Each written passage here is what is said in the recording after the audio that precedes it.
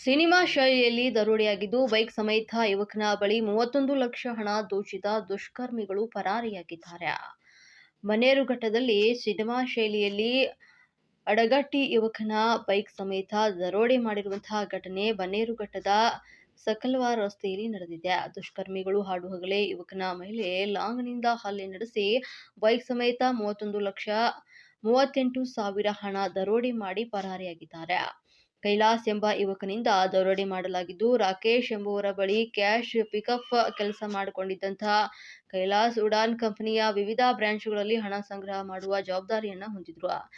ಎಂದಿನಂತೆಯೇ ಭಾನುವಾರ ಉಡಾನ್ ಕಂಪನಿಯ 3 ಶಾಖೆಗಳಿಂದ ಕೈಲಾಸ್ ಒಟ್ಟು 31,38,625 ಹಣವನ್ನು ಸಂಗ್ರಹಿಸಿ ಜುಪಿಟರ್ ಬೈಕ್ನ ಡಿಕ್ಕಿಯಲ್ಲಿ ಇಟ್ಕೊಂಡು ಸಕಲ್ವಾರ್ ಕಡೆಯಿಂದ ಬನ್ನೇರುಘಟ್ಟ ರಸ್ತೆಯತ್ತ ತೆರಳುತ್ತಾ ಇದ್ರು. ಈ ವೇಳೆ 2 ಬೈಕ್ಗಳಲ್ಲಿ ಬಂದಂತಹ 4 ದುಷ್ಕರ್ಮಿಗಳು ಏಕಾಏಕಿ ಆತನನ್ನು ಅಡ್ಡಗಟ್ಟಿ ದರೋಡೆಯನ್ನ ಮಾಡಿದ್ದಾರೆ. ಯುವಕನ ಮೇಲೆ ಹಲ್ಲೆ ನಡೆಸಿ ದರೋಡೆ ಮಾಡ್ತಾ ಇರುವುದು ಬೆಚ್ಚಿ ಬೀಳಿಸಿರುವ ದೃಶ್ಯ ಸಿಸಿ ಕ್ಯಾಮೆರಾದಲ್ಲಿ ಸೆರೆಯಾಗಿದ್ದು, ಘಟನಾ ಸ್ಥಳಕ್ಕೆ ಬೆಂಗಳೂರು ಗ್ರಾಮಾಂತರ ಜಿಲ್ಲಾ ಪೊಲೀಸ್ ವರಿಷ್ಠಾಧಿಕಾರಿ ಭೇಟಿ ನೀಡಿ ಪರಿಶೀಲನೆಯನ್ನು ನಡೆಸ್ತಾ ಇದ್ದಾರೆ.